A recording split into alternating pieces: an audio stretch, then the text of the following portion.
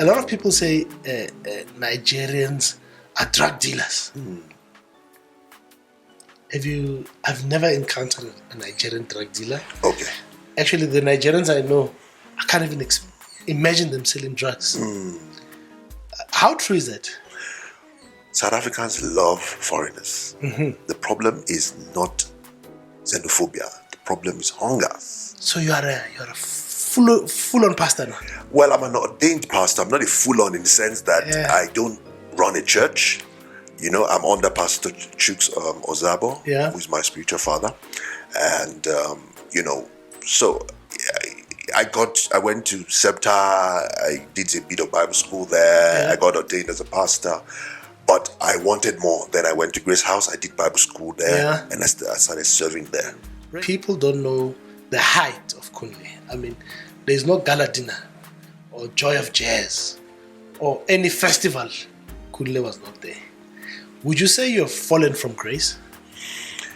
I think it's a phase. Nah? Yeah, you can't. There's an adage in my language that says that a king can't rule forever. And you got married to your first wife, who was South African. Yes. I'm not sure if I can say her name. Yeah, you can. Why and not? it was all good. You say it.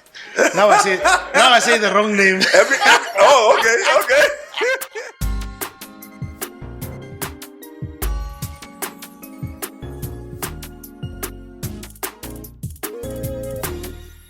Oh, well, ladies and gentlemen, thank you very much for joining us on the Gospel Reality Podcast. And today is a different day. As you can see, our sponsors have come through for us. We've got a nice mic here now, and we want to make sure that the audio is good. We've been hearing the complaints. Sometimes we can't hear you. The Holy Spirit came through for us, and we are happy. So without any further ado, ladies and gentlemen, thank you very much. Keep supporting us, but most importantly, please support our podcast. Please like, subscribe, and share our content. But don't just share our content. There's a guy called Ndumiso Mazibuko. He's doing the Unchristian podcast. He's doing beautiful things there. You know, those conversations I wish I was a part of. That man is talking about real things. So please support him. And not just him. There's a guy called Gospel Chats with Neo. He's also doing amazing things. Please support all of us. Let the kingdom of God grow. We should all grow. Umbuso wezulu must grow, like a friend of mine used to say. But without any further ado, ladies and gentlemen, I've got a dynamite in studio. Oga at the top. Oga at the top. My brother, how far? I did. How you did? I'm fine. I was thinking of a phrase. I wanted to use a day after you answered me. Now you used it. No, my vocabulary is a bit small. It is small. I can see it. My brother, how far? I did. Thank you for coming through. Thank you very much, man. For people who don't know, Kunle Ayo. Am I pronouncing it? Yes. Ayo. Yeah. Not Ayo. Ayo.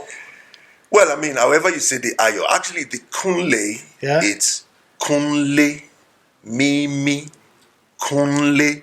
But people in this part of the world can't say Kunle. They will forget. They always go Kunle. Oh, Kunle. Lido.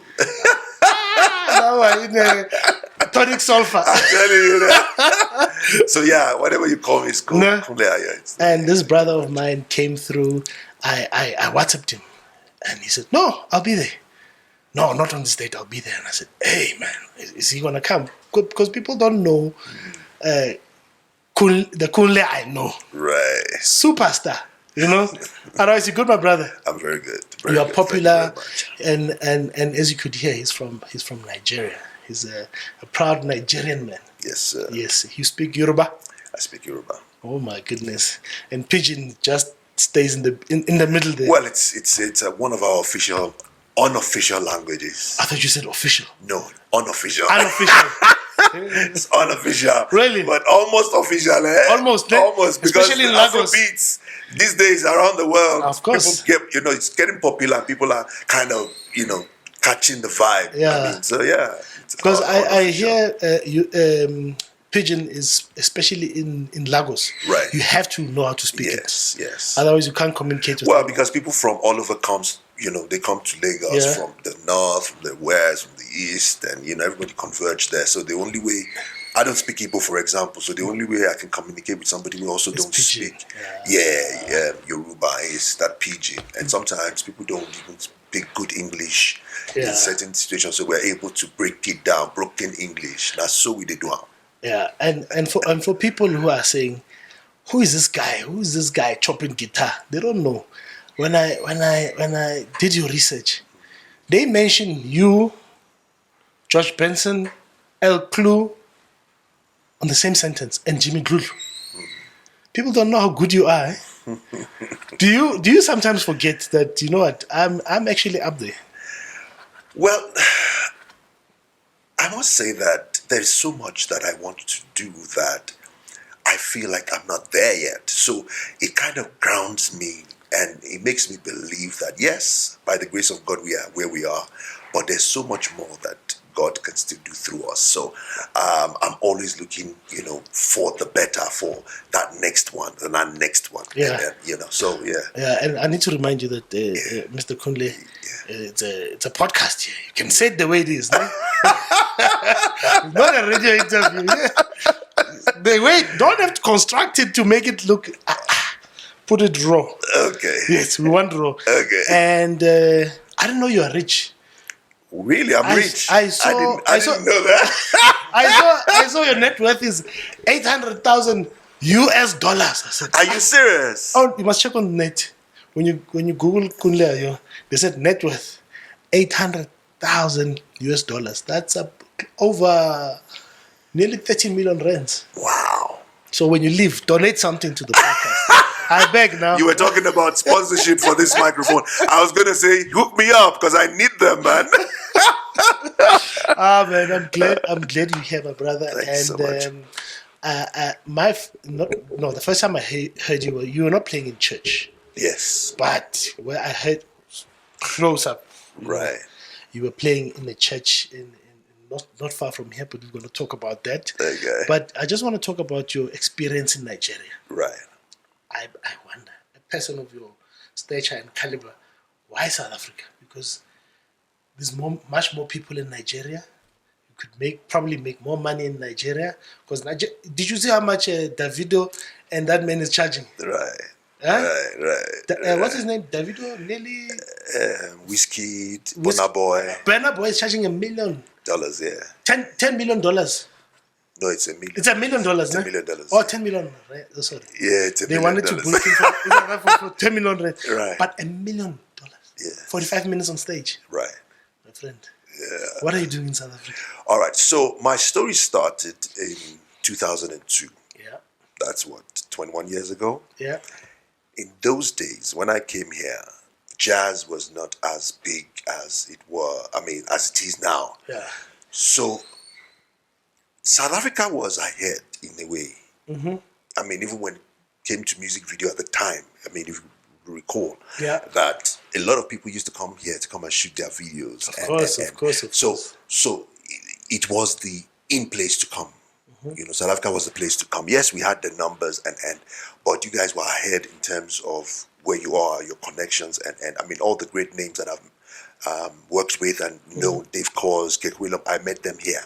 Oh. You know what I mean? Yes, I met them here, and some of them I went to visit them in America, but you realize that South Africa was ahead. So at that time, it was the right choice or the right decision as a wire to say, come to South Africa and see what was happening. And luckily for me, I got signed to Universal Music. Yes. But before we go there, yes, there's an artist that brought you to South Africa. Yes. Which artist was that? An artist brought me. Yes. Did you not travel with an artist? Yes. Okay, yes. Lagbaja was the guy I was working with. Yes. Lagbaja was the masked guy. Yes. And between 1998 and 2002, he was one of the biggest artists in Africa, actually. Yes. He was with the Salificators and so I had the privilege from 2000 to 2002 to work with him. And he opened me up. He opened me up to opportunities and possibilities. Playing guitar as a sideman with him. Yeah. We toured. All over the world. All over the world. You know, and South Africa was one of those countries he came. We came in 2001. Oh, sorry. Okay. Sorry, I forgot to give you my phone now. Sorry. For the first time. Please forgive me. Okay. Yeah, put it on silence. Sorry. Yes. All right. On So touring with Lagbaja was such an eye-opening experience for me, because at that time I was discovering who Kunle Ayo was, and he called me up in 2000 and said, "Listen, I'm doing this American tour, and I don't have a guitarist that I can, count on. I've heard about you. Would you like to come?" I said, "Okay, why not? Who would say no to a 2-week holiday in Europe?" You know what I mean? Yeah. So I started working with them. We did a few rehearsals. We went on the tour. It wasn't a paying gig, but it was an eye-opening experience. It was exposure. You know what I mean? Play for exposure. I'm telling you, bro, who didn't play for exposure? But you know? Yeah. So working with Lagbaja, he took me around the world. We went to Europe, Spain, Germany, all these places, and I got to meet Jimmy on one of those trips. Yeah. Jimmy Lulu has become my friend and a good brother. Yeah. I met a lot of amazing artists on those trips. And when I came back to Nigeria in 2001, I realized that I was ready to start me as an artist. Because before then I was just a signed man playing with other people. With the other people. Yes. No, we'll go back to Lagbaja because I know how much of an influence. Yes. Because your music and his music is very similar. Eh? Really? But you must listen. He's got a lot of influence in your music. Right. I just want to go back to your time in Nigeria, right? Right. So you're obviously from Lagos, right? From what's your home city? Ekbe in Lagos State. You're in Ekbe, right? Yes. Ekbe, it's on the mainland, not an island. On the island. I'm very close to the island. But it's close to the island, but it's on that side of the river. Yes. So you will drive past the island to go to Ekbe. Correct. Yes. So I know it because of the ship. There's a big fish market there. Right. Yes. Exactly. So, you did your research. No. I've been there, my brother. Oh, really? We travel now. We travel. So and in that area they speak Pidgin Office and Yoruba. Right. And I heard the Yoruba women are beautiful. Eh? Did you say so? And they love money. Wow, Nigerian women love money. Nigerian women, all of them, Igbo, all of them, they all love money. Nah. Yes. So did you finish all your studying in yes, Nigeria? I did. And tertiary? Yes, I did. I studied accounting, and then I finished in '96. Yeah. That's when I dropped my school thing to say, you know what, I've done this. I'm going to leave this. I want to pursue this music and see what can happen. Do you regret now? No. Really? No. You could have been a chartered accountant. I would have all the money in the world, but yes. I realized that money doesn't fulfill certain, there's certain things in your heart that you desire. You can have all the best cars but you can still be miserable. Do you know that? Hey man, I don't know. All my problems right now can be fixed with money. I agree. So, money fixes every issue. However, deeper than that, there is much more to having money. Money is good. We all need it. We all should have it. Yeah. And then you came to South Africa. You were signed, became Kunle, this artist, and you got married to your first wife, who was South African. Yes. I'm not sure if I can say her name. Yeah, you can. Why not? It was all good. Yeah. You say it. Now I say the wrong name. Okay. And it was all good. Yeah. But unfortunately, it ended in divorce. Yes, it did. No, I know you're a Christian man. Right. I will talk about your pastoring. Yeah. But you divorced. Mm. Was it accepted? Were you okay now after that?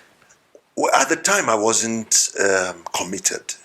Oh. I wasn't a committed Christian. Okay. I was a church-going person, giving my life, but I wasn't committed. I was just living my life. You were living your life? Yeah, I was just living my life.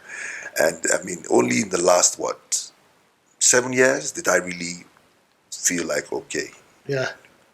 There is this God that is, is calling you to do better. Was it after the money dried up? Because when you're at the top, it's difficult to see. It is difficult. No, you're saying the truth. When money dries up, you start seeing that actually there's a God. There's more to life. There's more to life. You know what I mean? Yeah. Yes, I think money dried up, and and it drew me closer to my maker to then say, okay, who from this man that I've been calling on, and I see. Yeah, but I mean, it wasn't just about the money. I mean, it was more. It's a family thing. My father, pastor, or my brothers, pastors, and but I realized that why are these people doing this thing? God thing. What is it about? And you know, and God would always use circumstances and situations to bring you to Him. It could be a sickness, it could be money drying up, it could be a divorce, it could be any tragedy, as it were. It kind of brings you back to say, hey. Tell me, do you blame yourself for the divorce? Do you feel you could have done certain things better? I don't live a life of regrets. I've never lived a life of regret. Every chapter in my life had been beautiful. I am grateful. Could I have done something better? Yes, of course. You know, yesterday I did something. Could I have done it better? Yes. Of course. Yesterday I recorded an album. When I listen to it today, could it have been better? Yes, of course. You know what I mean? So, but I don't regret. You don't regret. It is a phase in my life. I needed to learn what I needed to learn. I needed to hear what I needed to hear, and so I don't have any regrets. So now, after your divorce, you decide, no, I'm going to go back home now, right, and find my high school sweetheart, right. And what is it about Nigerian people? They like, it's like they want their own. Was it a culture thing? Culture. Is it a culture thing? Yes. Is that a contribution to your marriage, that the culture was too different? Then you wanted to go to somebody who you could relate to on that level? Yes, very much so. I would say because when I was going through issues with my marriage, I would speak to my in-laws and say, guys, this is what's going on. And they would tell me, hey, if it's not working, leave it now. That was like, wow, why? What did you expect to hear? No, they would say, oh, no, don't worry, we'll speak to her. But what was the problem? Okay, why did you do that? That is not how to do it. This is how you should do it. And this is how you should do it. Intervention, that is what we grew up knowing. In South Africa, people just say, let me mind my own business. Let me not put my mouth in your daughter's marriage or your son's marriage. No. We in Nigeria, we always talk about it. When I was in secondary school, because I used to wear white, when you leave your school at 12 noon, somebody on the street can clap you and say, what are you doing on the road? On the road, yeah. You should be in school. This is 12 o'clock. Close at 2. What are you doing here? They will clap you and take you to your principal. And they will ask, is it your son? You say, no, I just saw him on the road. It was a norm. Oh. There was no, I don't know. I mean, in Joburg now, people can be robbing you here. People will just be walking past. Walk past, yes. It doesn't happen in Nigeria. In Nigeria. Never. They will burn that thief there. Jungle justice. They will burn that thief there. And you're right. If you just cry, thief, ole, we call it ole. Ole. Where is it? They would. So somebody can even lie that you robbed them, and they would have finished you before they realize that they made a mistake. So it doesn't happen. So it was a culture thing. Culture. It was more of a cultural thing. Hey man, and it's very eye-opening to hear a Christian say culture. Because as Christians, we shy away from culture, It's like we've ran away a bit from our culture. We have, as a people now. I mean, even Nigerians are also, not respecting culture as we used to, as we were growing up. But people in their 30s now, in their 20s, you realize that normally when you see an elderly, we call them dobale. You would go down and, 100%. It used to be flat before, then later it became half. Yeah. Now it's just the head. It's a head. So after a while, it's just going to be a wink. It's slowly going It's slowly going. Yeah. It's slowly going. But what can we do as a people to make sure that that culture and that heritage is sustained? Well, it starts with a home, and now you realize that is why the devil is always fighting the family unit. You will see that with respect to my gay brothers and all of that, you realize that the devil doesn't want father, mother, children together in one space. And once you don't have that, it becomes difficult. A woman cannot raise a boy child, even a girl child alone. Yes. You know? And I mean, I have a friend who is dating a woman who is, she's got children, and he would tell the child, you know, and the child would say, no, you're not my daddy. Who are you to tell me? Don't tell me what to do. It's a tough one. It's a very tough one. Oh, so did you get what you were looking for with your high school sweetheart? Well, I mean, you know, like I said, in life, you don't get everything you want, but you would learn to live with it. Yeah. Now, another thing why I went home was because when I went back to this woman, I mean, we didn't date in secondary school. We were just, you know, we knew each other. Yeah. But I wanted to date her. It was a crush. Right? Yeah, it was a crush, yes. My sweetheart. Oh, I loved that girl growing up, you know? And I would pursue her. When I left Nigeria, I came here. Even when I go back to Nigeria, like I said, I wasn't 100% a, you know, child of God. I was just by name, you know. And I was naughty, and I would still go look for her and say, come, let's just chill. And she would say, never, you want to run, and I mean, you just want to do and run, like we say, you know. So, but one thing that I realized about, you know, going back to her that really made me stay there was that she said, no matter what we go through, we will sort it out, you know. Every issue we would look at it together. It's not going to be, hey, I tried, I'm tired, I want to go. You know, people give up so easily these days. Do you believe she understands you? To an extent, yes. What's her name? Adiola. I remember. The tough one. She's very tough, your wife. Eh? She's very trying tough. to book you, but let's not go there. You'll come play for my anniversary. No problem. Yeah. So you were talking about kids in the home, right? And when I checked, you have not had kids as yet. Yes, we don't have kids yet. Is that a choice? No. I want kids, but they're not coming, and I'm grateful that God would do it in His time. In His time. In His time. So you didn't go to the doctor and say, "Doctor, let's check what's the problem." We kind of did what we could. I mean, we've done everything humanly possible to see, and we've done. They said everything is fine. Yeah, you know, the ones that were not fine, we corrected them. You know. So let me give you advice. Yes. Somebody, father of the nation. All right. This thing of you opening your eyes, close your eyes. Things will happen. I'm just playing, man. It's a sad situation when you see people who are looking for kids. Then you go around and you see people who've got kids and don't really care.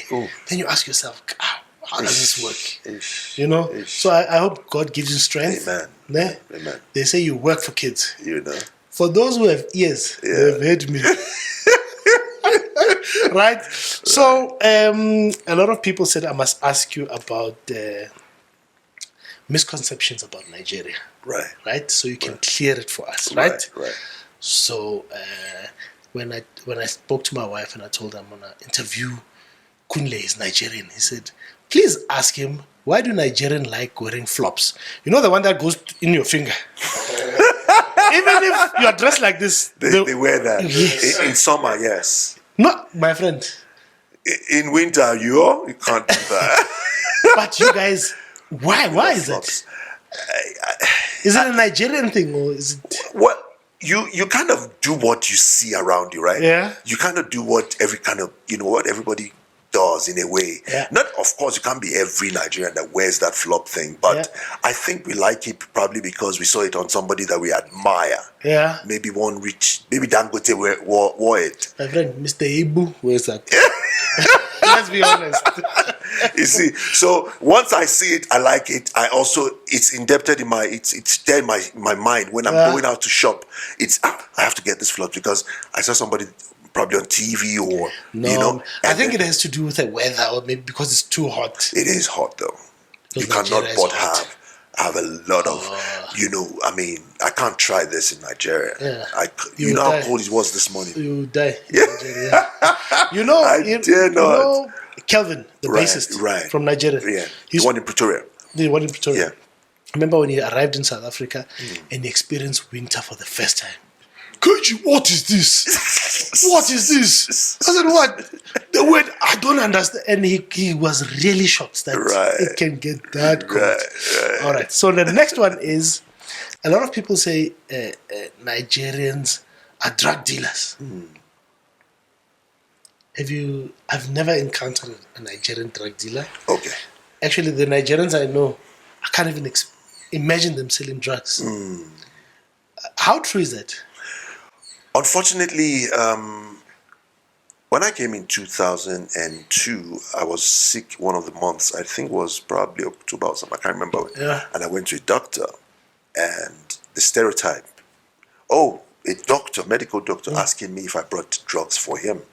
He was joking, but it was just a stereotype to then say that, unfortunately, the bad news travel faster than good news. There's so many lawyers. I'm sorry. Let's slow it down. Let's go to universities. Do you know how many lecturers you have or professors that are Nigerians? There's a lot. Let's go to the medical fraternity. You know how many doctors that are Nigerians in Paraguay and there's a lot. A lot. People don't celebrate those ones because good news don't really sell. Bad news is what sells. I mean, are my people don't they do drugs? Yes, of course they do. Do you want to tell me South Africans don't do drugs? No, they do. Do you want to tell me Pakistani don't do drugs? All these people, all the nations do drugs. However, because maybe some of the guys who are Nigerians who have done drugs have kind of lived a lavish lifestyle, and then people then see, he has this car because he's so now me as a musician, when God blesses me with a hit, maybe with the one that I'm doing soon, we're there, and then we make a hit, and then I make like 500,000. I decide to buy a car for 400,000. People will say, that guy, we know he's a Nigerian.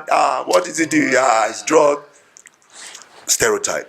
So unfortunately for us as Nigerians, we've had that stereotype that I believe that should change. It should change. It will change.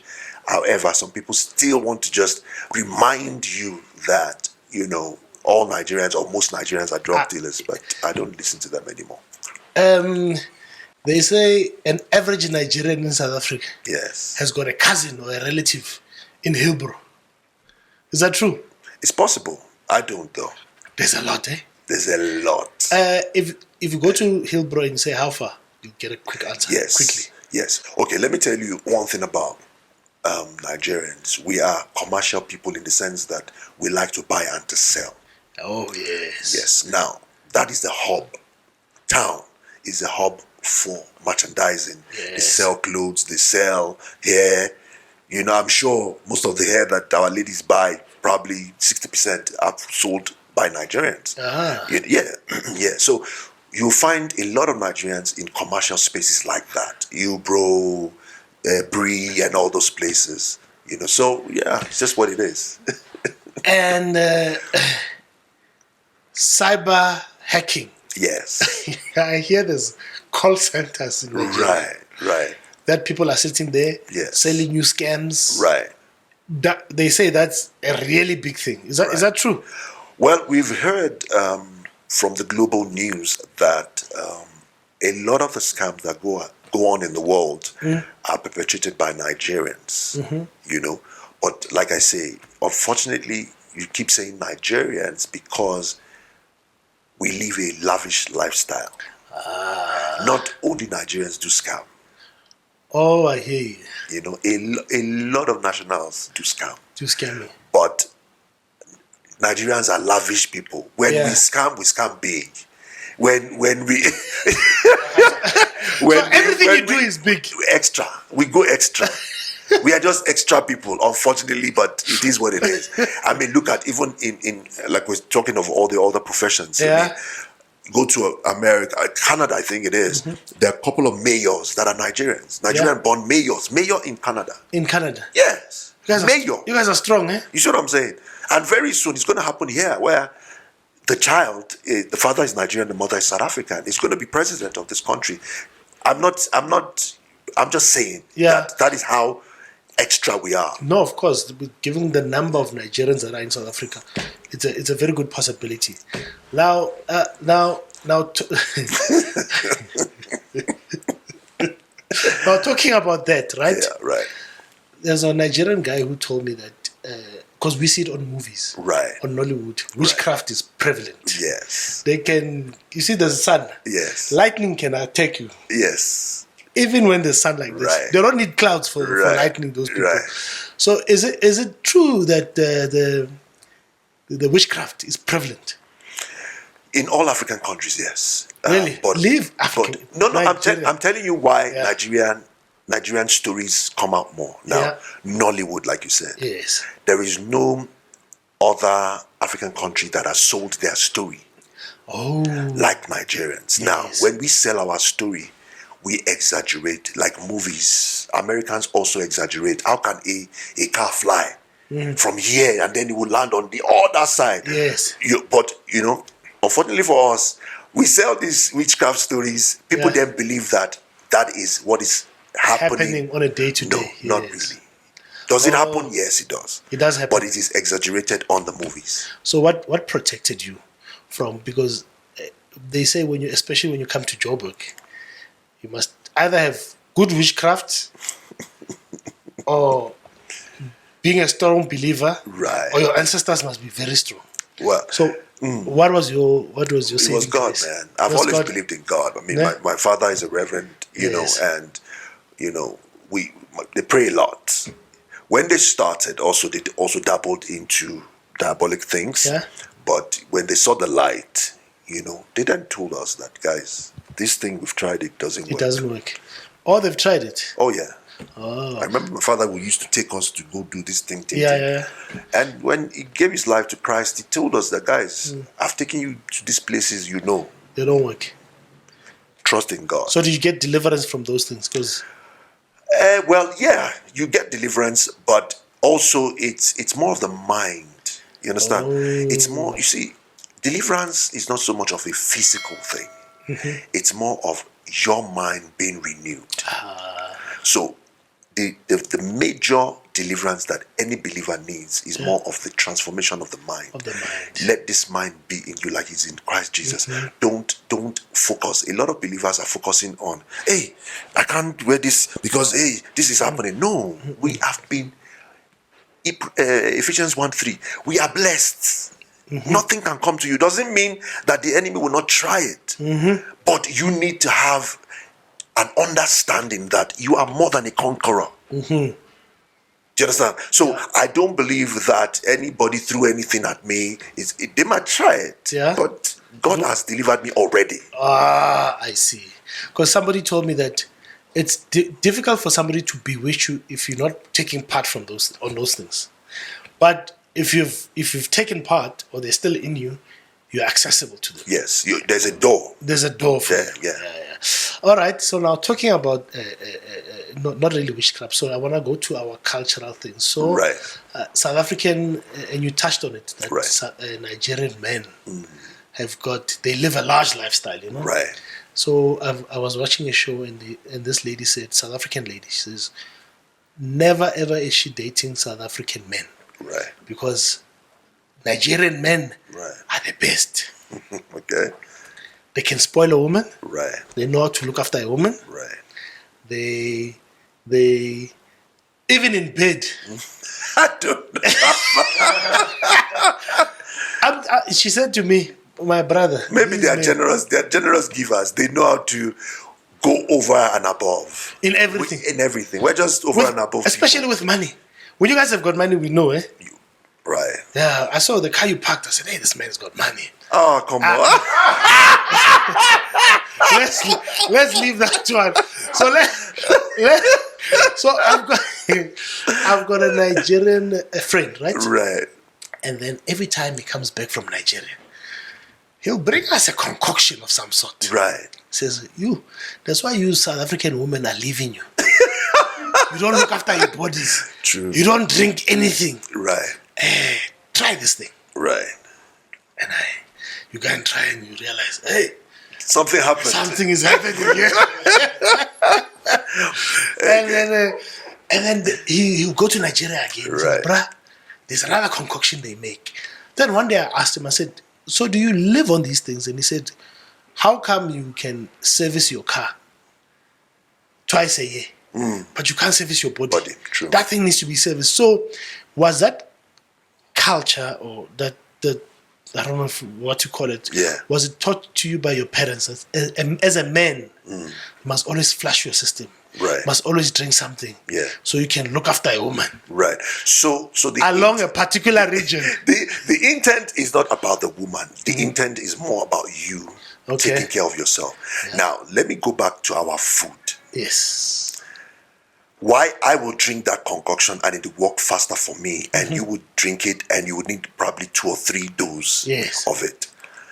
The food that we eat is organic, straight from the ground. The yam, everything we eat, our rice, everything, the soup, the stew, the way we make our stew, and every ingredient we use, most of them are straight from the ground. So we eat a lot of organic food, so it kind of helps our bodies. So by the time I drink what we call agbo, that thing you're talking about is agbo. So by the time I drink agbo, it flushes my system faster. Everything inside me praises the Lord. And it raises it. You know what I mean? Yeah. Because you probably eat McDonald's on Monday, McDonald's on Tuesday, and by the time you drink the agbo, it will work a little bit. You drink more, it will work more. You know what I mean? So we, on the other side, we kind of just generally grow up on eating herbal stuff, and we also then drink those things to flush. Now, those things don't only help. Sometimes it's not for the manhood; it's for maybe sugar. Oh yes. Now, once you get rid of sugar, you will be okay. And the major problem of every man is sugar. Once you have too much sugar, if you do 5 minutes or 3 minutes, you're done. But when you get rid of sugar, you realize that you have the energy and you can still, keep manage going. Yeah. All right. No. You see, it's good to keep Nigerian friends, but before we go past on this one, everyone who's from another African country, I really love asking them about their xenophobia. Right. How has that affected you or impacted you? Well, when it first started, I think the first one was in 2008 or so. It was a shock. We even did a song about it. Brahu, a lot of artists that we called together at the time, Judith Sipuma, all these great artists, we spoke about it to say, guys, what is going on? Yeah. But when it happened again, I think 2010 or 11 or something like that, I can't remember very well. No, it couldn't have been 10 because of the World Cup. Probably 11 or 12. It happened again. And then we now realize that, people are using this thing to now, and the last one that happened maybe 3-4 years ago, or so, if I remember correctly, we're just on in that note to say, South Africans love foreigners. The problem is not xenophobia. The problem is hunger. Yeah. And people, politically will then motivate people to say, oh, you are hungry because they won't say because this political party didn't do their job, but it's because an African brother came. Yes. Now, when you say foreigners, is a guy from America, is he a foreigner or any? You're right, because it has turned into black on black violence. Thank you. Because a white American who has been here, he's not a problem. And but me, correct, because with the same skin color. From Nigeria, it becomes. When the xenophobia was rife, no one went to, and I'm not saying they should have, but no one went to China Mall. Right. It was just black on black violence. Right. It was tough. Yeah. So how do you think we can eradicate xenophobia? Well, I mean, it's a mind issue. It's just people need to educate one another. I mean, I remember when I came in 2002, and my first father-in-law, before he died, he asked me, why did you leave your home? Then we started educating them to say, no, we didn't just leave because we wanted to. Correct. But because we have a drive for a better life. So with time, when I first came, I was the only Nigerian artist or Nigerian musician. Yes. But over the last 10 years, almost every band has a Nigerian. Of course. I have a Nigerian guy. Ayo, there's so many of them. There's a lot. So many other boys that came after those names that you're calling that sometimes I don't even know where did these ones come from. It has opened up. So is that thing of let's keep talking about it to one another. When you talk to your brothers, let them know that, hey, guys, let us fight our political issue. Let's not blame it on foreigners. Correct. I thought you'll say, let's get rid of borders. Well, that is not going to happen. Because I'm for one Africa. Eh? I agree. But the truth is, we live in a political environment where the West is controlling. They put the borders. Yeah. Yes. And they would never allow you to deborder Africa. Never. It's not going to happen. They won't allow you to deborder. That's what I heard, my brother. No, I heard you. I heard you, and I think as a people in South Africa, we should really look at this xenophobia, man. It's not doing us a favor, right? You know, because I remember when I left when I went to Nigeria for the first time, xenophobia was not. It was just there, and I was scared, and I thought, when I go to Nigeria, they want to pay back for their brothers. Never. And those people are cool, man. Very loving. We love foreigners, actually. We love people who are not from our country. Yes. We treat them. If my brother comes here, asks me for 5 rand, and you come as a foreigner, I will give you money first, because I'll say, you are from home. Wait, we'll sort ourselves out. Let me take care of this guy first. I walked during the night in Nigeria. Yeah, of course. No problem. Never. No ahala. Yeah.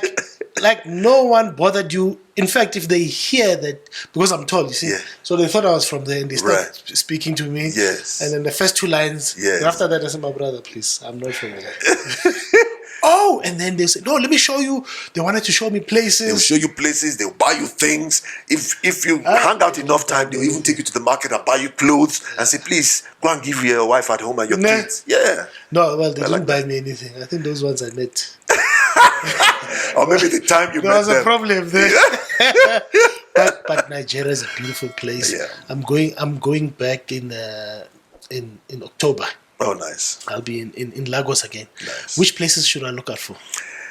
Well, it depends. I mean, if you're on the island, definitely Lekki. Yeah, just check out Lekki. The guys will take you. But also, it depends on where you're going with, where you're staying. Are you staying at a hotel? If you stay at a hotel, you are on this posh side of life. Yeah. So you won't be able to do much. It's just going to be those areas.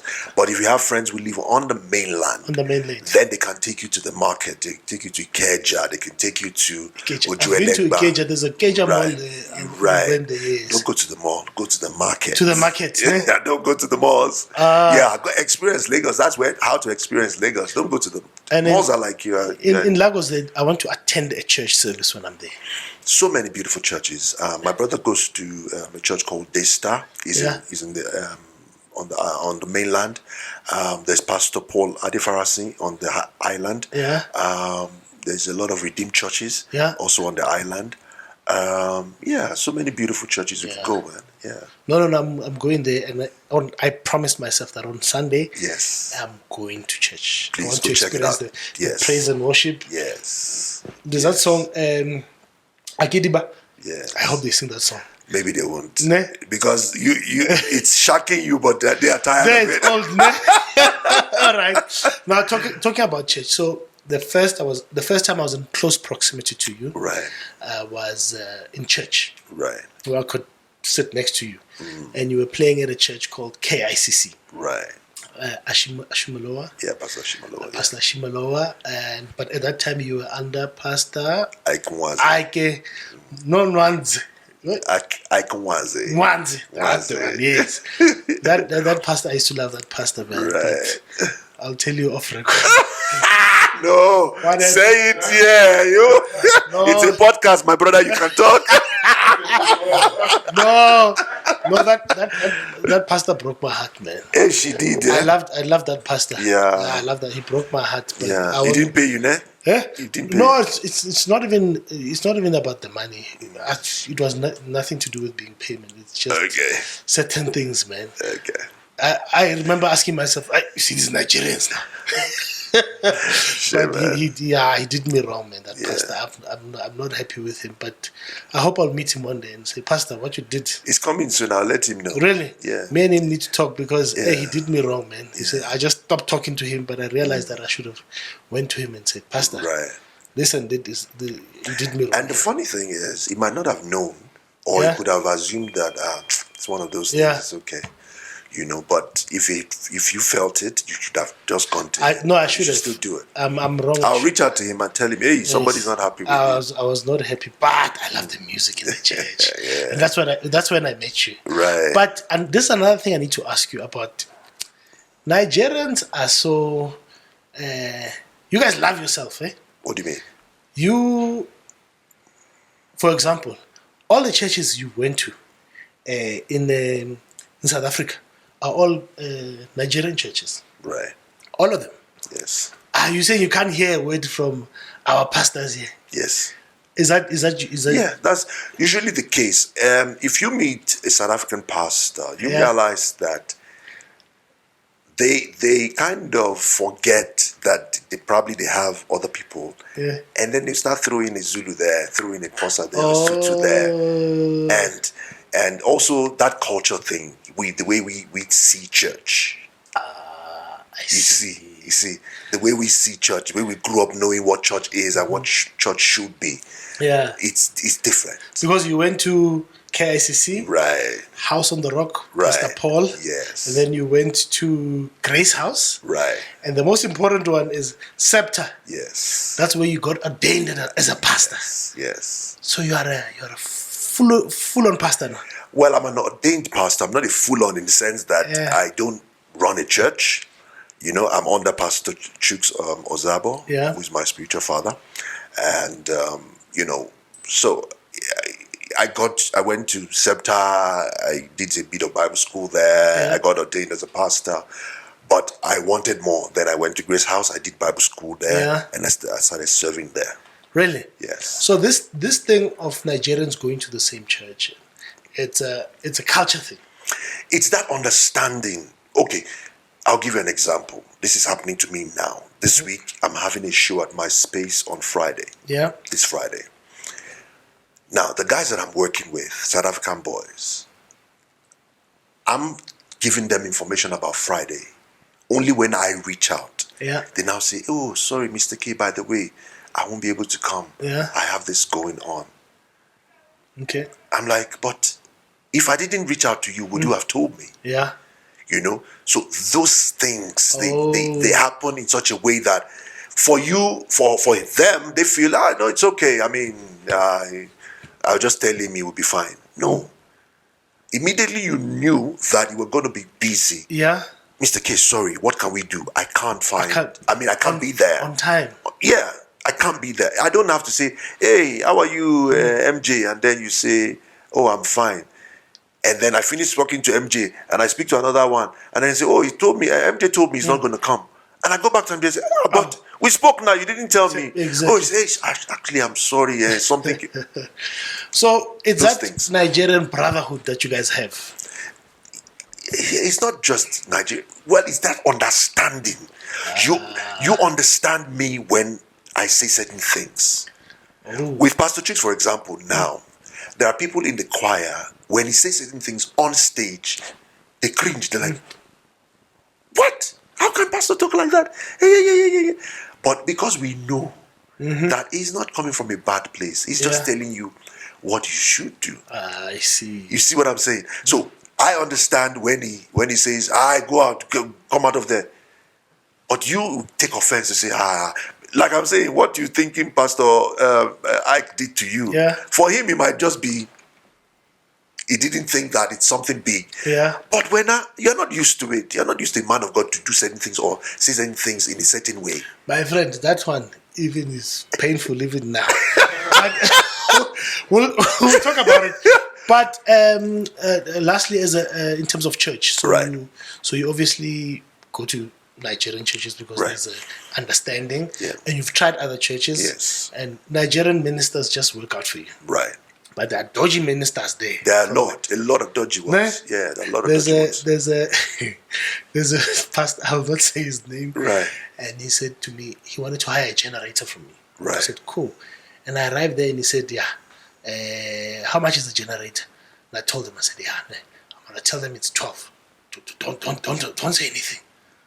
I said, Pastor, don't and he's the pastor of the church? Yeah, it's just me and you. Don't worry. I don't know if it was the main pastor, but... Oh, he's not the main pastor. He's definitely not the main pastor. Just me and you. I said, and it takes us back to these ones, you know. So you see that but just to rebuke myself, right? There's South African pastors who do that, so it's unfair for us to say. No, I was gonna say that you see that transformed mind of a believer. Yeah. You can be a pastor, but if your mind is not transformed, you still be making mistakes like that. 100%. He said, no, don't talk. I said, hey, pastor. So I was confused. I was like, hey, pastor. maybe you charged 9 and then he put 3,000 on top of that. Yeah. So I want us to go back to your music now, right? And for those who don't know Kunle, he's predominantly known as a jazz artist. Right. But you do Afrobeat. Right. Everything Afro jazz, Afro pop, right. And you also do gospel. Right. And how do we know? It's because if it doesn't matter what genre you do, if you're a Christian at heart, you'll get us a gospel song on the album. Right. And I've had a whole album is this one. Yeah. Jazzing it up. His praise. Up his praise. Yes. Chapter 1. Which year was this? I think it was 2017 or 18. I can't remember very well. Yeah, that's my first gospel. Project. Who influenced you? Were you influenced by the likes of like Kirk Whalum, gospel according to jazz? Oh yeah. Actually, my first record that I released through Universal here was a gospel album. Mm-hmm. It's titled Ayo. Every song on that project is a gospel song. Yeah.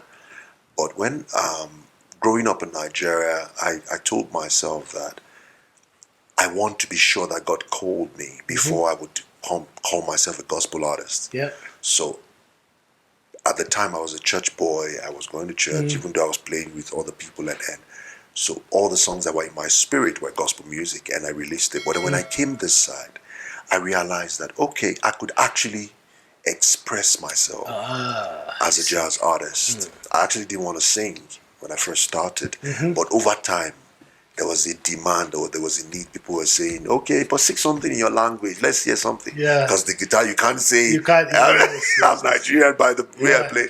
So I then started adding my Yoruba and then working with like your Hugh Masekela, as your Oliver Mtukudzi's, all these great fathers of mine.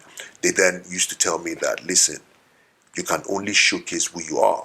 You can only present your culture, your dressing, So I then started infusing a lot of my Yoruba-ness, as it were, to my music over the years. I see. And like I was saying, people don't know the height of Kunle. I mean, there's no gala dinner or Joy of Jazz or any festival. Kunle was not there. Would you say you have fallen from grace? I think it's a phase. No? Yeah, you can't. There's an adage in my language that says that a king can't rule forever. You know, some will rule 5, some will rule 50 years. I don't think it's a fall per se. It's just a chapter that I believe God is taking me through to then say that, you know, maybe it's time to look another direction in terms of my playing to my lifestyle. Because remember that, you know, that lifestyle sometimes exposes you to things that you don't want to do and but you find yourself doing them because it's just part of what happens there. So I would say that perhaps God is just redirecting things in my life. That's my belief. So now, Joy of Jazz. Right. Joy of Jazz was Kunle's stage. Not really, though. You used to perform at least at 3 stages there. No, that's not true. At Joy of Jazz? No, that's not true. There was no Joy of Jazz without Kunle. Back then. Okay, remember that I was being managed by the company that produced Joy of Jazz. Yes. So I was their in-house artist. Oh. Yes. Was that why? Some you were saying years, I was lying now. I didn't play a lot. That's what I was going to say. I played almost every year, but not every year. Yeah. Cape Town, Jimmy Lulu plays almost every year, if not every year. Yeah. Doesn't mean that, because they would always come up with a concept. Sometimes it's relationship. Okay. Yeah. I was being managed by T Music Man, the producers of Joy of Jazz. Yeah.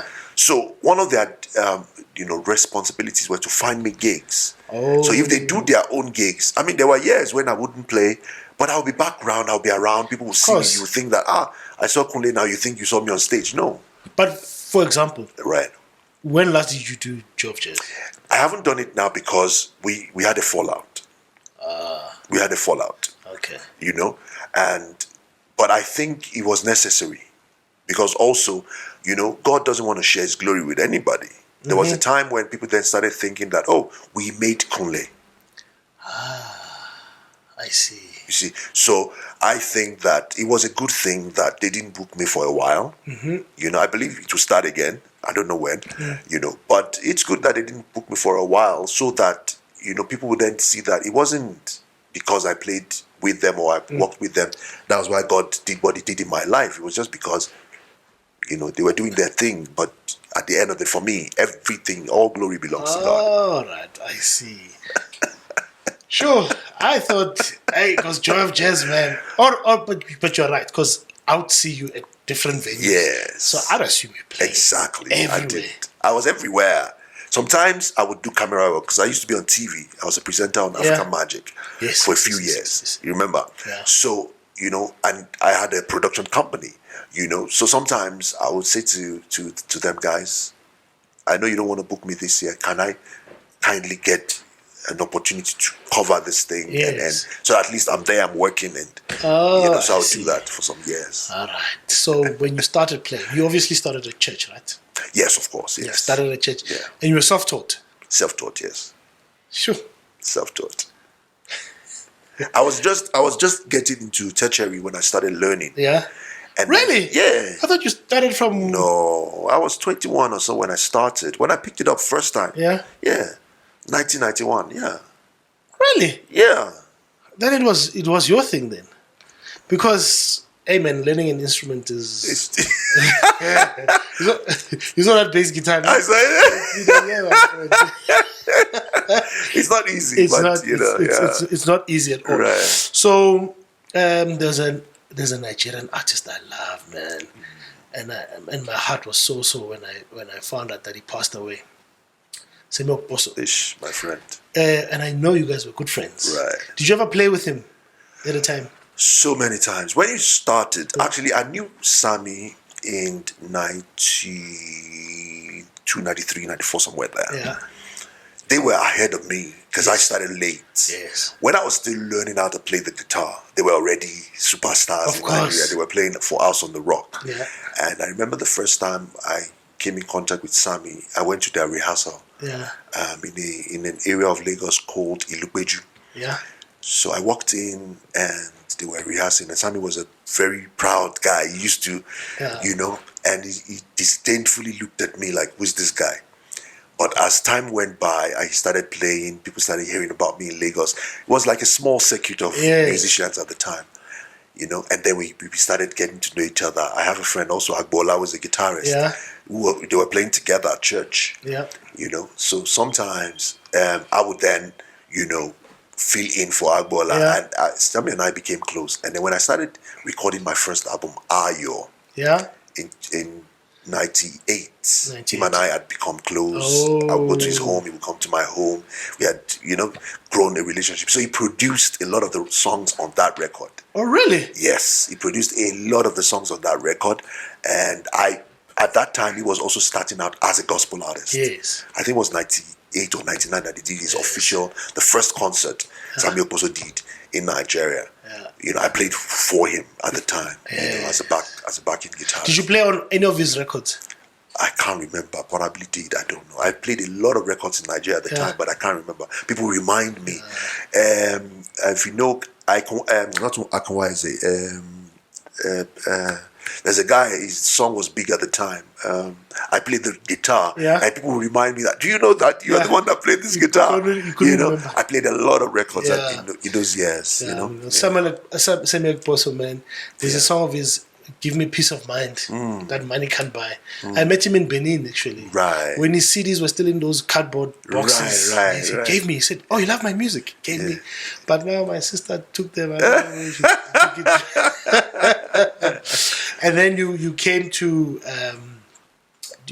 South Africa. Right. You worked with the likes of Hugh Masekela, Oliver Mtukudzi, Judith Sipuma, JR, and much more. Yeah, there's a lot of guys you played for. So much more.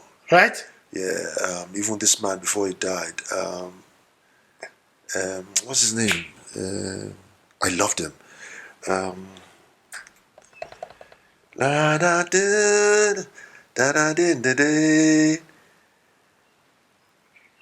What's this man's name? You dealt with me there.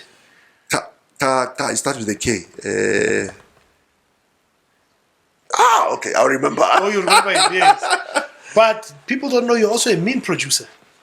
Did you really produce MXO?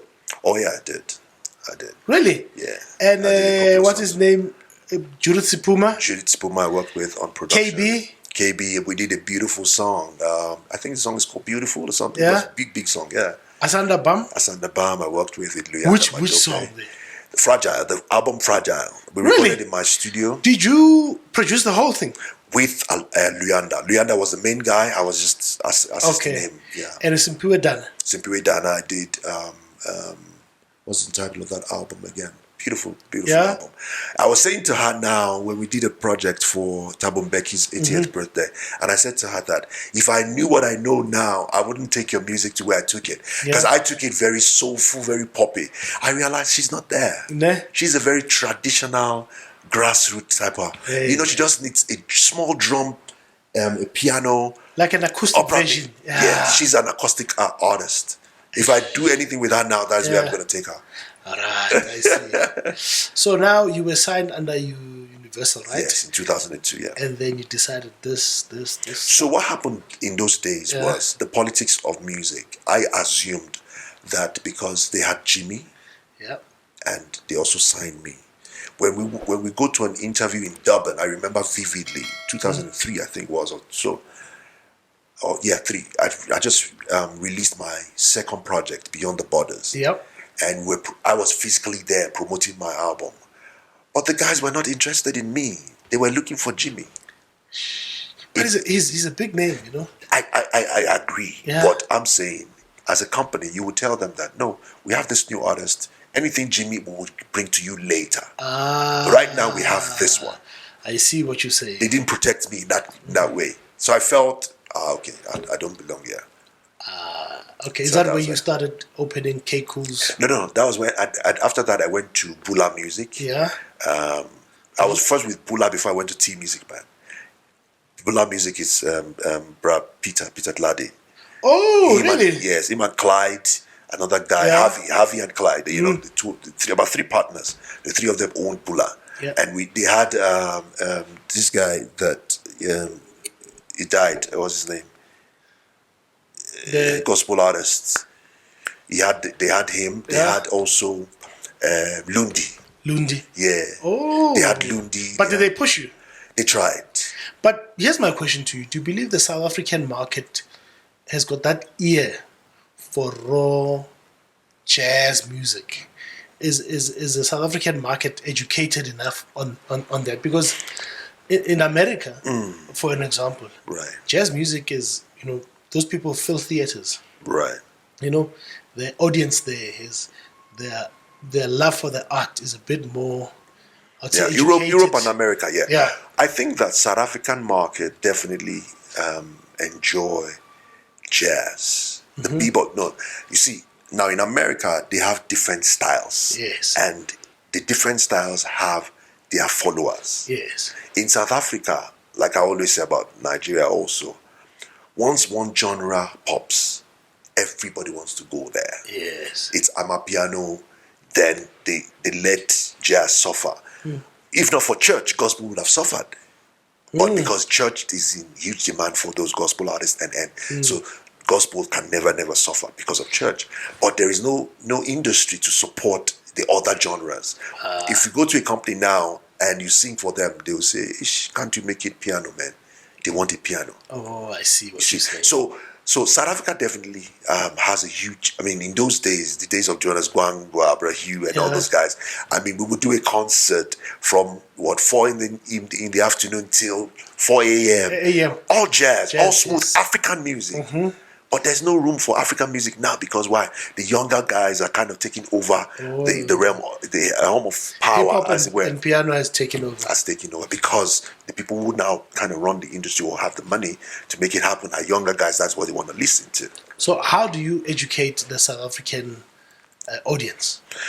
Well, I don't believe in so much sitting down to say this is what you should do. I believe in hear what I'm doing. What do you think of this one? I see. You know what I mean? I mean, I was talking to you about the style of music I do. I've done about the last 6 months. I've done about 6-7 songs, different artists. That is more around the Afro beats. So what my target is to try and fuse. It's happening already. It's not like I'm inventing it. Yeah. Fuse Afrobeat, the Nigerian Afrobeat, to the South African audience in the sense that, sing it in Zulu or Xhosa. I love languages now, a lot, and it's popping, it's big, it's big now. Was it Kate? What's the guy's name? He's a rapper, but he sings. There was a song that they did. It was like a Wizkid song. If you took out that voice, you would think it's a Wizkid song. Yeah. And it was the most Shazam or the most Spotify song was biggest in the last a year or 2 years ago. Really? KO. Go check out. He had a song about a year or two ago. They did a big song. The beat is Nigerian, definitely. It's Afrobeat. Oh, is it Sete? Yeah. Really? Yeah. Big song. So you realize that there's a huge market for it. So every artist that I work with, I say to them, let us infuse this Afrobeat a little bit. Even though you might want to sound like this great woman that died, Busim Klongo. Yes. We can't do Busim Klongo like we used to do Busim Klongo. Yes. We've got to, especially now you're young artist, you're in your 20s, 30s, you want to now sing like, but never. You need to add something to it, add some synth to it, add some, 808 higher to it. Let it have this thing that, wow, it sounds like Busi, but it's modern sounds, it's like hip hop, but it's beautiful. That's where I'm at. I'm always experimenting with sounds to find what can we do to make it. We must experiment with her sound. Yes, we will. It's very important. So let's talk about your albums a bit, right? Right. Was it your first album?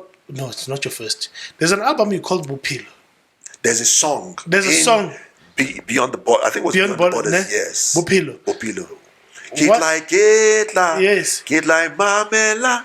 I wrote the song, yeah. You wrote that song? I wrote the song. Did you write it in English and somebody translated it for you? Yes. It was my first wife, Mantua. That helped me, yes. The name came out. Yeah. I'm about to say that name. Oh, she wrote. Yeah, she helped me in those years with a lot of my... Yeah. Because I just got here, people didn't know me. I needed to kind of blend in so I wrote a few, even on the second album after that, I wrote a song called Jivoni,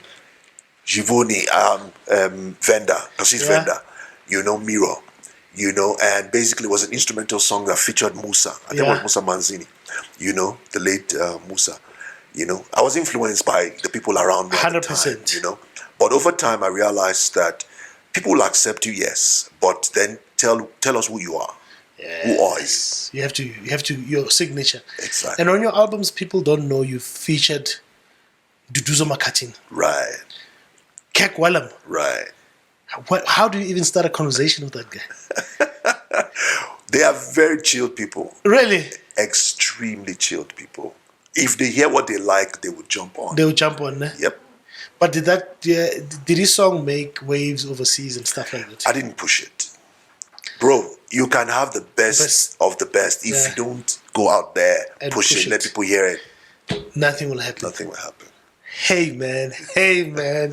And then, what do you call it? Ayunse. Atushe. revolution. Atushe, Is it Atushe? Atushe. It means to redo. Redo. Yes. That album, I think. No, actually, my favorite album of yours is the one that you featured Oliver Mtukudzi. Right. Going Back Home. Ile. Ile. Yes. It's in Atushe. It's in the album. That's my favorite album of yours. Ne? Yes, when I can just connect. Right. The only thing I didn't like was your music video. Oh, okay. No, not that I didn't like. Yeah. It's cool, but at the end, I thought it was supposed to show somebody going back home in a bus. That is what I didn't want. I didn't want people to think that it's a physical going home. It's more of a mental going home. To say that remember where you are from. Remember Ubuntu. Ne? Yes. Oh, because I wanted. It wasn't a physical going home. I said, so now, okay. Now this person, I thought you'd be on the bus waving goodbye. That would be too cliche. I said, right? It would be too cliche. Yeah. So I think the song you featured in Tutu was Inner Reflection. Ne? Yes, the new album actually, Inner Reflection, was co-produced by Amduduzo. Makatin. Yeah. It was the whole album. So you're taking it international, that one. Don't sleep on this one. I hope I won't. My friend, if I do a collaboration with Kekwalam, everywhere you will sit everywhere. Right. And then I love your Yoruba medley, man. Thank you. That was a single. It's a single on my third installment of the Jazzing Up His Praise. Yes. I love Yoruba medley, man. That's when I get to experience you. Yeah. And not only that, people don't know you've got awards, under your belt, like proper awards. Right. The only thing that's missing is a Grammy. Yes, and a summer. I need a summer too. Summer. Oh, you got Metro FM. I got Metro FM. So you got let me check here, MTV Award. Right. Channel O. Remember when the Channel O Awards were still Channel O Awards? It was those days. Yes. And I think the most important one, and it's sad that it's gone. The Kora Awards. Kora Awards, yeah. Remember Ajovi? Ernest Ajovi. Yeah. What happened to him? Because the Kora Awards were such a politics and business, and people wanting more, people not using what they have to grow it, just wanting to make it boom without it was just one of those things that happened. So the Kora Awards are gone now. Gone. There's another one called Afrima. They replaced Kora, but not the same level. It can't be the same level because the Kora Awards, that's when the African artists used to come together. Right. It was. That's where I met Semi Oposo. Oh, at right. The Kora Awards, where he was called the Village Pope. Yeah. Yes. So it was such a great thing for Africa, but. Because I remember, you're right when you say politics. Right. It was supposed to be in Nigeria. Yes. All our visas were Nigerian. Last minute they said no, we're moving to Benin. Oh, what you did it in Benin? Yeah. In Benin, and then we got to Benin, and it took 2 weeks for the freight to leave Nigeria to Benin. 2 weeks, something that can take overnight. They couldn't, and Ajovi told us, no, sorry guys, it's politics. So we were sitting there. Benin is a place I went to see. Right. Because we had 2 weeks of doing nothing. Wow. Because we were waiting for the equipment to get there. Yeah, man. So, and then you did the Metro FM Awards. Right. And it was a best, what? I think it was a best jazz album. Best jazz album. Best. Those awards, they came with gigs, right? And money. Only Kora came with money, $5,000 at the time. After that, it was just more. I mean, it's just been more accolades more than anything. Accolades, ne? Yeah. So was it? Do you still display them? Do they mean something to you? When you come to my office, you see them. Yes. I appreciate where I'm coming from. Yeah. Definitely appreciate where I'm coming from. All right. Before Ponzo, you've got a question for him. No. No, he doesn't listen to jazz, you see. And do you see yourself infiltrating the gospel space? I don't think so. Because instrumental gospel, I'm not, honestly speaking, this is a platform I can be expressive. Yeah. When you do instrumental gospel, they want you to sing a song as... They just take out the voice and just put your instrument. I don't like that. I want to twist things and and make it sound original and nice. I don't just want to play da da da da da da. Okay. Da da da. You just want to play around with it. No, I want to do things to it and then come back to it and then wow, that song, wow, nice. I like, for me, it moves me more than just So the gospel space with instrumental stuff, they just want you to sing it as it is. But if Benjamin Dube or Joy Celebration say, hey, we want to feature you on a song, that's a feature. It's not me. Yeah, that's fine. I'll do it. Oh. So are you saying we've heard the last of your gospel music? Not really. I'm reinventing it because the last one, I didn't print copies. Yeah. It's online. You can check it out. Jazzing Up His Praise. Yes. 2. Jazzing Up His Praise. Yes. Go check it out, please. KG. Check it out and call me. Tell me what you think. Because what I did on that song is I wrote songs from my heart. But I realized that people, it's okay. Because I'm not a singer, so I had to call. I featured a lot of guys. I featured guys come and sing. Even Lebo Sekobela was there. Gue, she did a song, but because it's not her song, and it's not going anywhere. So I felt I'm gonna reinvent. Really? my. So you just stay behind the pulpit for this one for now. So tell me, I know on Thursday you host cell groups. Yes. Is that a progression now to a church? To a church? No.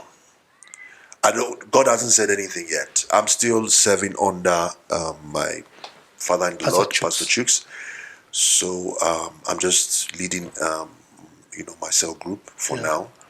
And every Thursday we virtually, if we can't physically meet, we do, but it's more virtual now. We just meet and just remind ourselves what the Word of God has told us, and just so that because faith comes by hearing and hearing by the Word of God. The more of it you will hear it, the better you would, like I'm saying, the mind shift. Our mind shift comes from hearing. 100%. We can't say xenophobia this year, then we don't talk about it for another 4 years, and you expect people to change. Yeah, it's not going to happen. No, I hear you. Yeah.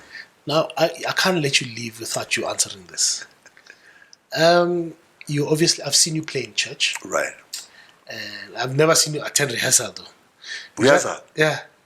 For church services. You just arrive and you jam with them. I do. If I'm not going with my band, and if I don't know the guys, I do go for rehearsals. No, but I'm saying at the church, like at KICC. Yes. That's the first time I experienced you playing. But I don't remember seeing you at the rehearsals, and I've attended the rehearsals. The rehearsals, okay. With KICC, because I wasn't getting paid and I didn't have enough time to. I wasn't part of the choir like that. That's where I wanted you to go. So, as a musician, professional musician, right, who started playing at church, right, and you gig for a living, if I can put it like that, right? Okay, maybe let me start with Nigeria. Do Nigerian churches pay musicians? A lot. Really? I was as a church where Pastor Nat, we used to work together, Nathaniel Bassi. Yeah. We were getting, I think we were one of the best paid churches in Nigeria at the time. Yeah. In 1995, 96, 97, somewhere there. Yeah. City of David. In fact, Pastor at the time, after I had left, he bought the members' cars, all the choir members. Huh? Yes, he bought them cars. So people then started saying that if you value your musicians enough and you want them to do it full time, because Pastor wanted us full time, and we were doing it. We were getting paid, bruh. That time, Redeemed Christian Church opened a bank. He made sure we were all part of that bank, Agai Bank.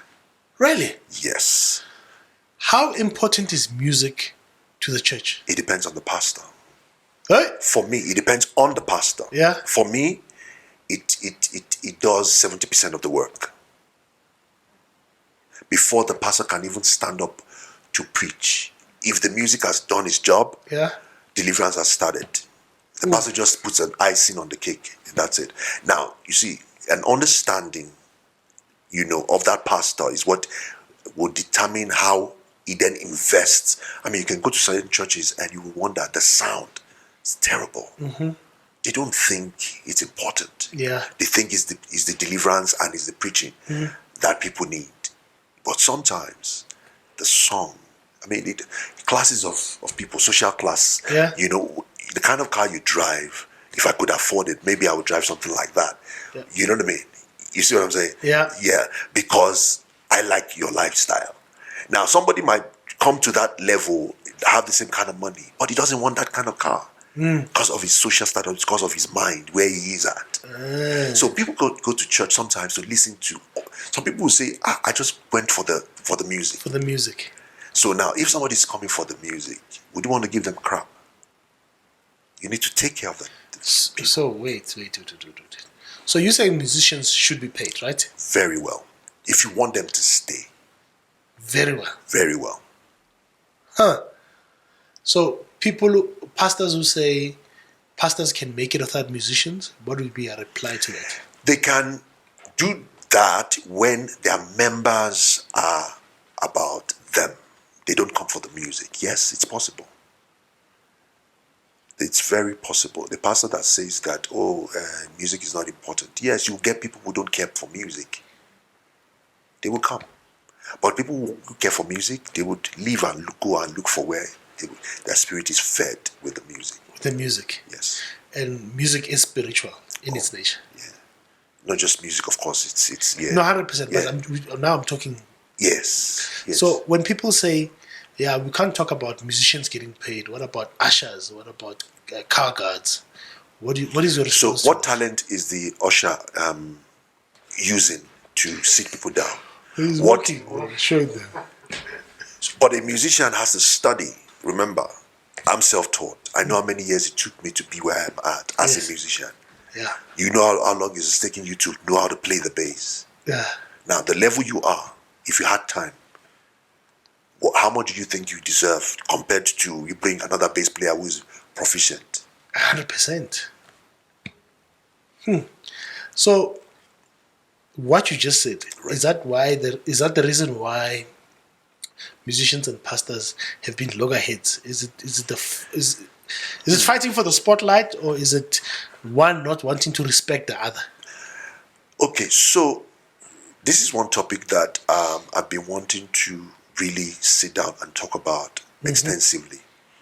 Now, everybody has got a role. The pastor's got a role. I'm on both sides by the grace of God. Yeah. The pastor's got a role. The musicians have got a role. Now, some musicians don't have an understanding of their role. Yeah. They think that they're just there to play and go. And that is why when the pastor is preaching, you don't see them in the church. They're sitting outside. They're sitting outside because of their level of understanding. Yes. Now, when a child of God who plays music has come to that knowledge of who he is, he would know that he's contributing something to, how do I say this? He's contributing something to the deliverance of people. It is not just me playing. Yeah. It is about the people that are walking in, who came with their burden, who came with their sorrows, who came with their, with difficulties. When you play for them and you allow God to use you like he did David, that spirit that was tormenting Saul can leave them even before they will hear the word. Now, if you have that understanding as a musician, you will treat your craft better. I see. Now, if I live on, let's say, 40,000 a month, if the pastor gives me 5,000, I am short 35,000. Now, you want that pastor, how does that pastor expect me to have, to make up for that 35,000? Yes. If all I need every month is 40 grand, I have to find something else that will make sure that I get that money. So if you don't take care of me, and it's not just even the money, sometimes it's the way they talk.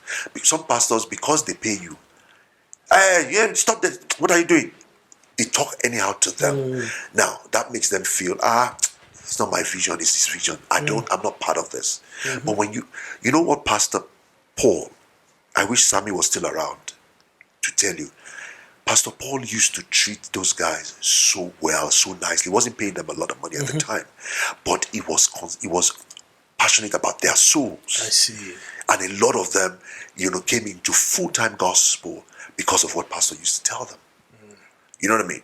So it's important that one pastor understands how he relates to his people. If you can, please pay them well. I see. No, you see that last part. You were a pastor. You were in your elements. I could hear the pastor in you on that last part. But I think it's very important that these conversations be open between pastors, because I believe music is very important in church. Very important. It's not the only thing, but it's a big part of the bigger picture. You know what I'm saying? But Mr. Kunle, I think we've gone over an hour. We've gone over an hour. We have. I wanted to talk about K Cool's your studio. Yeah. Because I know you host jam sessions. Yes, we do. On every second Thursday and Friday. And Friday. Yes. So you just call musicians to come and chill there. Yeah. And you just play. Yes. So what we do is we invite artists to come also perform. Yeah. So like your sister now, if she doesn't live far and she doesn't mind, when we do a song, I'll say, hey, come. We can do one or two of our songs, and then she can do two or three cover songs. Yeah, she can do two or three of hers, and then another two or three cover songs. 100%. So that she can also, because what we're trying to do with Keiko Production is to help showcase artists, one, to give them confidence. A lot of people that we have heard in the last 2 months, they've been people who have never been to the stage. Yes. They sing in their bedrooms, but they've never been on stage to perform. So we're giving them that opportunity to grow them and have a community of artists that we can then all grow together. So you just give your studio free of charge to do that on every second Thursday? Every second Thursday. No, I'll definitely bring my sister. And you say you've got a restaurant? Yes. What's the name of your restaurant? BLD. BLD. Breakfast, lunch, dinner. I thought you'll call it sweet yam. Yeah, yam or for something. So, but where's your studio and it's where's your restaurant? Monday, number 5 Rente Street in Monday. In Monday, ne? Yeah. No, we'll definitely come through. We'll come through on. So the studio and the restaurant is not far. Together, no, they're together. So you come into the restaurant first, and then you walk through the restaurant to the studio. To the studio. So we do the show in the restaurant. So do you prepare egusi? Everything is there. Even egusi. In fact, there's a thing she wrote on the wall. She says, "Life is better with egusi." So egusi is our staple food. You know, I went to eat proper egusi in Nigeria. Right. Don't disappoint me. I beg. You would like, am I back in Nigeria now? But my brother, thank you very much for coming. But before you go, I need to ask you these 2 last questions, and then we're out of here. Not answer them like a pastor now. Ne? Okay. So, what would you like to see change in the gospel music industry? Well, the first thing is artists and musicians understanding that it is a ministry. Yeah. It is a ministry. It is not just you playing. It's not a gig. It is a ministry. Once you hold your instrument, it is a ministry. That's why when you invite me to a church, I say how much. I don't ask. Whatever you give me, it's okay. But call me to say end of the year party, or you want to do your jazz shows, I'll charge you properly. But church is ministry. So I want musicians to take it seriously. Pray up, read up the word, understand who you are, so that when you minister, God is able to use you. Don't just depend on the gift. If I open my mouth, I can sing, so people have goosebumps. I might have goosebumps, but that fever might not go. That disease might not go. Ooh. You know what I mean? Yes. It's not about having goosebumps. It's about allowing God to use you. There's nothing wrong in you singing and the dead rises from the ground. Does that still happen? I haven't seen it in a while, but it can happen. It has happened before. It can. No, I know. We've grew up around and they used to pray for people to. But now it's about the people telling you your ID. It's commercial now. It's commercial. People are so we need to go back to the roots. Go back to the roots, where we stay prayed up. We fast and we pray, and we trust God for a change of story in people's lives. And you know, when you, I'm going over myself now. When you start looking at the benefit for you first, you're taking away from what God can do for people. Hey man, you should have a heart for the people. You should have a heart for the people. Let it be more about how God can elevate them, can change them, transform them. And seek ye first, the Bible says, the kingdom of God. Other things will be, the car you want, God would give you. Don't stress about it. Don't let it not be the thing you are, if I do 5 gigs, I will be able to buy that car. No, not as a gospel artist. And that's one of the reasons I stopped, I moved back because I wasn't ready. I wasn't ready. Now, if I have to, I'll pack up Kunle Ayo as a gospel artist. I mean, as a jazz artist. I'm not called. If I was called, I would have done that. It would be a full time. Nah. Where if you call yourself a gospel artist, bruh, you need to pray. You need to read the word. You need to let go of self and allow God to use you. It is a ministry. I see. Wow. It is a ministry. I heard you, and I couldn't agree with you more. It's unfortunate that it has been turned into a business, it's a commercial. But I hear you. And the last thing is, if Kunle Ayo was not born, what would the world miss out on? The joy that I bring, my smiles when I perform, and and so much more that God still wants to do through me. I don't think that I am at my fullest yet. Yeah. I believe that there's still so much more I could be and what I could contribute to the world. But definitely, I think that I'm a very joyful person.